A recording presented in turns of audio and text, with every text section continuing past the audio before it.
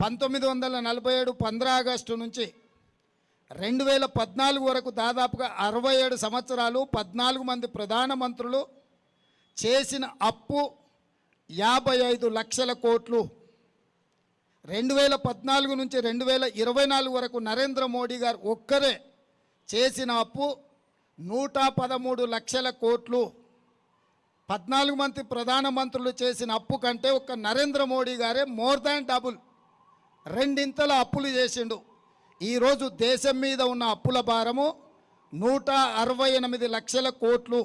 168 లక్షల కోట్లల్లా 55 లక్షల కోట్లు 14 మంది ప్రధానమంత్రులు అప్పు చేస్తే 67 సంవత్సరాలు. నరేంద్ర మోడీ గారు డబుల్ ఇంజన్ సర్కార్ ఎంత వేగంగా పరిగెత్తుతుందంటే 10 సంవత్సరాలల్లా 113 లక్షల కోట్ల రూపాయల అప్పు తీసుకొచ్చి ఈరోజు అప్పుల ఊబిలో ఈ నయా భారతాన్ని